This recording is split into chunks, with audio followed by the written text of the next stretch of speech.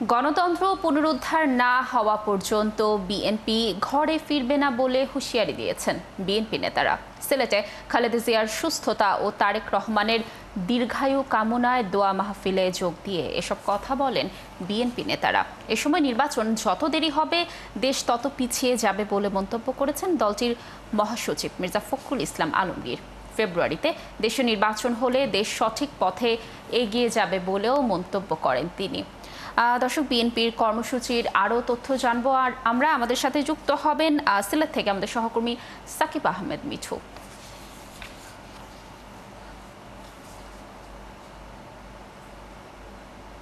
মিঠু, নিশ্চয়ই শুনতে পাচ্ছেন আমাকে। বিএনপির আজ কর্মসূচিতে কি কি রয়েছে জানাবেন এবং সেই সাথে সিনিয়র নেতারা কি বললেন আজ তাদের বিভিন্ন কর্মসূচিতে জানাবেন।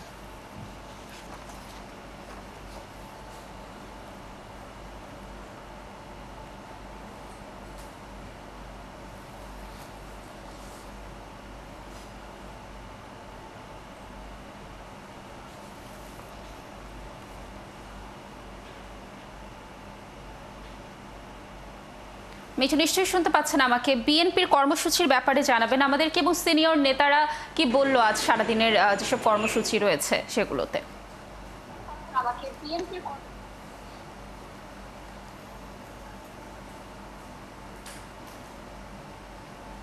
ধন্যবাদ আপনাকে। মহাসচিব মির্জা ফখরুল ইসলাম আলমগীর কিন্তু এই মুহূর্তে তিনি কয়েকটি অনুষ্ঠান শেষ করে তিনি হোটেলে ফিরে গেছেন।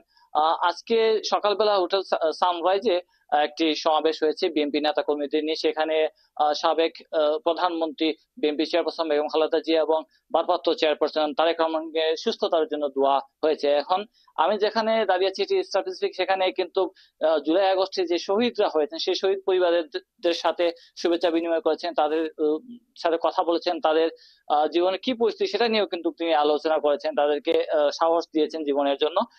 আমার এই মুহূর্তে আমার সাথে আছেন সাবেক মহানগর বিএনপির সাবেক সহসভাপতি খসরু ভাই এখানে আছেন, সালেহ আহমদ খসরু। আমি ওনার কাছ থেকে জানার চেষ্টা করবো আসলে আজকে সারাদিন বিএনপির নেতা কর্মীরা কি কি কাজ করছেন এবং বিএনপির আসলে এই কার্যক্রমকে তিনি কিভাবে দেখছেন। আসসালামু আলাইকুম। যারা দেখছেন তাদের সকলকে সিলেট থেকে জুলাই বিপ্লবের শুভেচ্ছা। এবং কথা বলতে গেলেই আমার প্রথম স্মরণে আসতেই হয় ভাই আবু সাইদ, আমার ছাত্র দলের ভাই ওয়াসিম, মুগ্ধ আমার সিলেটের শহীদ রুদ্র সেন এবং তোরাব সহ আমার প্রায় 2000-এর অধিক শহীদ ভাইদের আমি আত্মার মাগফিরাত কামনা করছি এবং তাদের আত্মার শান্তি কামনা করছি। আজকে আমাদের প্রিয় মহাসচিব এখানে এই জায়গায় সেই সকল শহীদদের পরিবারের প্রতি বিএনপির যে কৃতজ্ঞতা স্বরূপ বিএনপি তাদেরকে স্বীকৃতি দিল, তাদেরকে একটু উপহার দিল। উপহারটি কেবলই একটি স্মারক মাত্র। এই যে জুলাইয়ের যে আমাদের যে চেতনাটি, দেখুন আমি যিনি কথা বলছি আমি বিএনপি একজন কর্মী, আমিও জুলাইতে গুলি খেয়েছি। হাসিনার গুলিতে হাজার হাজার মানুষ মরেছে, শত শত মানুষ পঙ্গু হয়ে গেছে জুলাই আগস্টে। হ্যাঁ, কিন্তু সেই সকল প্রেক্ষাপট যদি আমরা একটু চিন্তা করি, আমাদেরকে কি করতে হবে? আমাদের সেই মেয়েটির কথা, সেই আমার কন্যাতুল্য আন্দোলনের সেই মেয়েটির কথা মনে পড়ে যে আমার সামনে সামনে স্বাধীনতা, পিছনে পুলিশ, আমি তো স্বাধীনতার দিকেই যাব। এই যে উজ্জীবিত সেই মাসটি আমাদেরকে কি জানান দেয়? একটি নতুন বাংলাদেশ গড়ার কথা। এবং সেই নতুন বাংলাদেশ গড়ার জন্য আমাদের প্রিয় নেতা, আমাদের আগামী দিনের রাষ্ট্রনায়ক তারেক রহমান 31 দফা কর্মসূচি দিয়েছেন।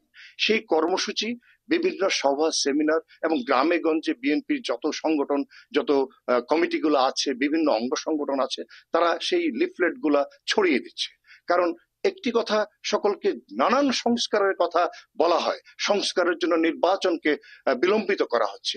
আজকে যে অনুষ্ঠানটি হলো বিএনপি কি মেসেজ দেওয়া হলো? এই বার্তাটি কি বার্তাটি দিচ্ছে যে আমরা যে সকল রক্ত ঝরেছে সেই রক্তের উপর দাঁড়িয়ে আমরা একটি নতুন বাংলাদেশ করতে চাই এবং সেই বাংলাদেশটি গড়ার লক্ষ্যে আমরা প্রত্যেকটি দল মত নির্বিশেষে আমরা সকলকে মিলে যে বাংলাদেশটি হবে, যেটি 71-এর চেতনার যে বাংলাদেশ ছিল, একটি গণতান্ত্রিক বাংলাদেশ, একটি মুক্তমনা বাংলাদেশ, একটি স্বাধীনচেতা বাংলাদেশ, একটি সাম্যের বাংলাদেশ, বৈষম্য বিরোধী বাংলাদেশ। কারণ বৈষম্যের বিরুদ্ধেই আমাদের হাজার হাজার প্রাণ গিয়েছে। ধন্যবাদ। আপনি যেমনটা শুনছিলেন যে আসলে বিএনপির মহাসচিব মির্জা ফখরুল ইসলাম আলমগীর কিন্তু এখানে এসেছিলেন। বিএনপির যত নেতাকর্মীরা আছেন, জেলা, মহানগর, তৃণমূল পর্যায়ে যে নেতাকর্মীরা আছেন, তাদেরকে একত্রিত করে নতুন বাংলাদেশ গড়ার যে প্রত্যয়টা ছিল জুলাই আগস্টে, সেটিকে যেন উজ্জীবিত হয় এবং নতুন দিগন্ত সৃষ্টিতে তারা যেন এগিয়ে নিয়ে যেতে পারেন, সেই প্রচেষ্টা কিন্তু বিএনপি নেতাকর্মীরা করছেন। এই ছিল আমার কাছে সর্বশেষ সিলেট থেকে। মিঠু, ধন্যবাদ আমাদের সাথে যুক্ত থাকার জন্য। আমরা নিশ্চয়ই পরবর্তী সংবাদ সংযোগগুলোতে আপনার মাধ্যমে বিএনপির কর্মসূচির আরও তথ্য দর্শকদেরকে জানানোর চেষ্টা করব। দর্শক, আমাদের সহকর্মী সাকিব আহমেদ মিঠু যুক্ত ছিলেন আমাদের সাথে।